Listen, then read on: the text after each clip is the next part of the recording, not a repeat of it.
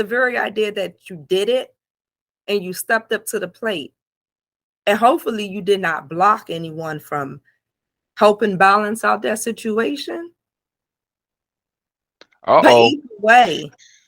either way, you slice that pie, sir.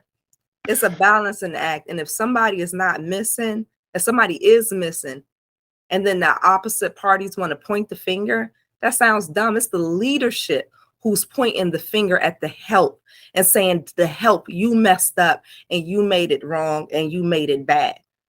The leadership, the person at the top, the head, you know what I'm saying? The head is saying, oh, the help got it wrong. Well, yeah, because the lead left. Yeah, I got it a little bit wrong because the lead left. Now, I'm gonna be devil's advocate. And there could be some people that's gonna see this and gonna say, I hear T everything you said. I agree with it 110%. But if those women ran those men away from their kids' lives, what are the guys supposed to do? What are we supposed to do? If we want to be a part of it, and the woman just said, you know what, get the hell out of here, and I'll deal with them because one, you had the baby and it didn't quite work out the way you thought it was going to work out. So now you're all in your feelings. Mhm. So now you're like, you know what? He didn't make me whole. He didn't make me right. So what I'm gonna do, you know what? I don't want to see him because every time I see him, it reminds me of broken dreams, Yeah, of possibilities that will never happen. So yeah. I don't want his goofy ass around me now since we got a baby. Let him carry his bitch ass somewhere else, and I'll raise the baby, and I'll do the best I can, and the damn to hell with him. So what do you say about people that said women push these men away? So I did mention that very briefly and said hopefully none of the men had been blocked in parenting and helping balance out that situation.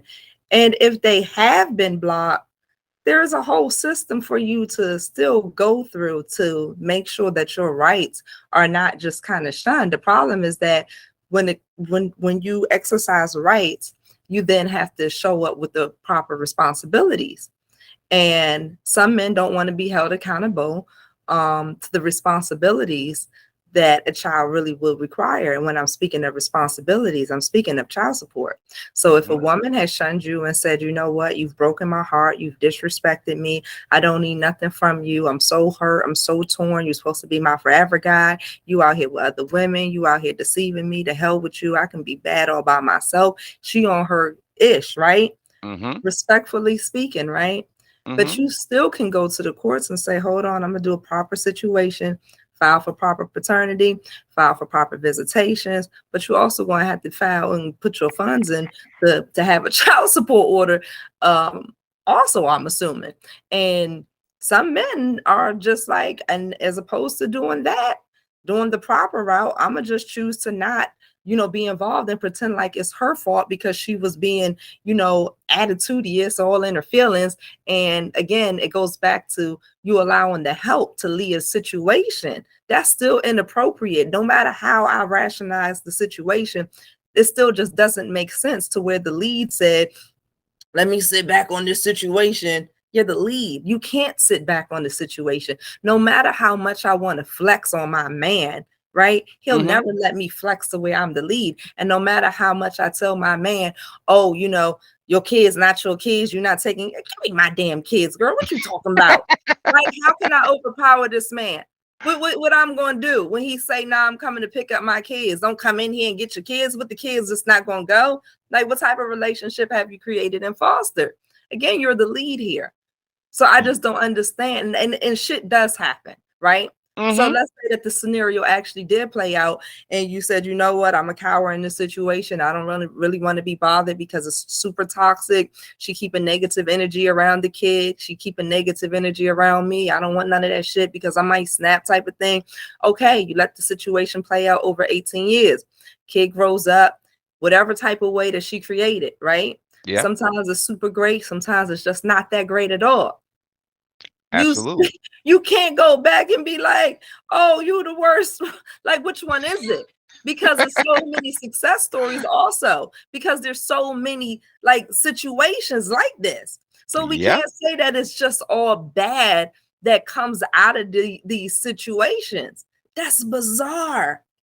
Yes. If the percentage of America is just not married, right? Mm-hmm. Then what type of household has been created for the children? Most Uh, people are just not like, are they married and in marriages that are just like surviving and thriving? I don't uh, think so. no, no, I just don't think so. no. And it's such an easy scapegoat to say, It's a and it cop just out. it really is, Yeah. and that's why I started off with, you know, are single black women causing this problem? Fuck no. Yeah, What? how? How? Not Let's on be your honest. day. No, I'm just gonna say, fucking accountability. It Mm-hmm. goes back to everybody being accountable. I don't give a shit whether you're black, white, Chinese, Jewish, whatever the hell nationality or origin you are. It goes back to responsibility and accountability.